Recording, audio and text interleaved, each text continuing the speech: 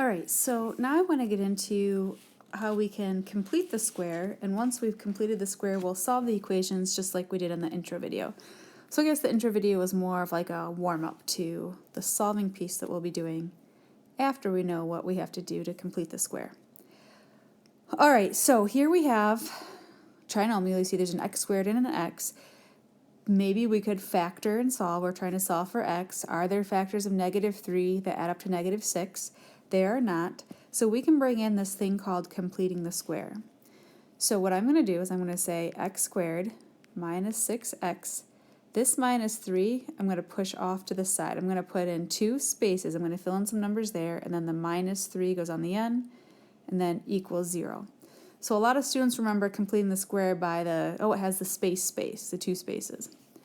All right, what we want to do is we want to create a perfect square trinomial, something that's factorable right here.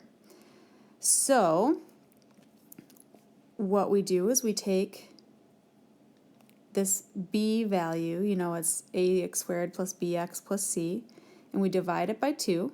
So -6 divided by 2 is -3, and then we have to square that. And that's the number that goes there. -3 squared is a positive 9. So the reason why we did that is we were trying to find the perfect number to put here so that now I can factor these 3 terms. Are there factors of 9 that add up to -6? Well, yeah, I would say x minus 3 and x minus 3. So we just had to find that 9 so that we could factor this. And then x minus 3 times x minus 3 is x minus 3 squared. And now we're getting to something that looked like the problems from the intro video. All right, so you may be wondering, well, what's this other space for that I haven't talked about yet? Well, if we are adding 9 to balance out an equation, we're going to subtract 9. So technically, I haven't changed the value of anything because 9 plus 9, or 9 minus 9 is 0. But I'm just manipulating how it works, or how it looks, so that I can get that x minus 3 squared.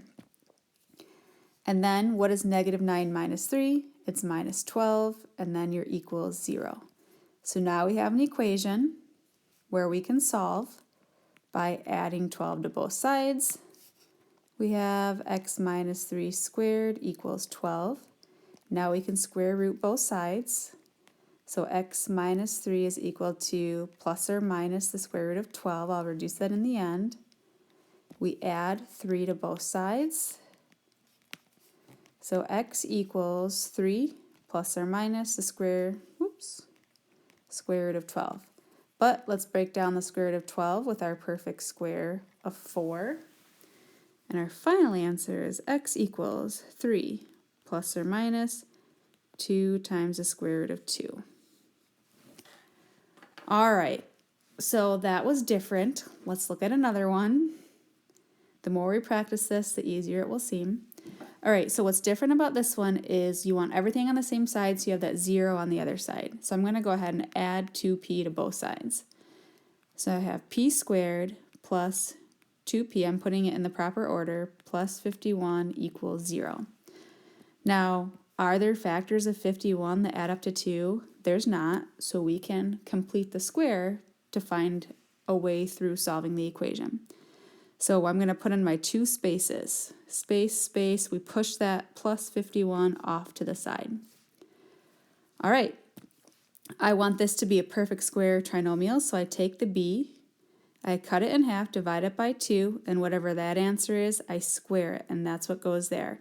By the way, this will always be a positive number, so plus 1. Now this is factorable. Are there factors of 1 that add up to 2? Yeah, 1 and 1. And the way that these work is it's always going to be the same factor twice, so I can just go ahead and jump to p plus 1 squared. Here's what I just did in my head. I know it factors into a p plus 1 times a p plus 1. And so I got the p plus 1 squared. But don't forget, I just added 1 to the equation, which throws off the balance, so I'm going to subtract 1 right there. All right, -1 plus 50 is a positive, plus 51 is a positive 50 equals 0.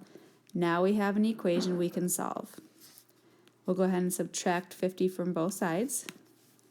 So we have p plus 1 squared equals negative 50. We can square root both sides. P plus 1 equals plus or minus. Now it's the square root of negative 50. I'm going to go ahead and bring an I right now. I times the square root of a positive 50, because I know that's where that is heading. And then I subtract 1 from both sides, so P equals negative 1 plus or minus. Can we reduce the square root of 50? Well, you know you can. 25 and 2. Square root of 25 is 5, and the I is going to go with that. So 5i square root of 2.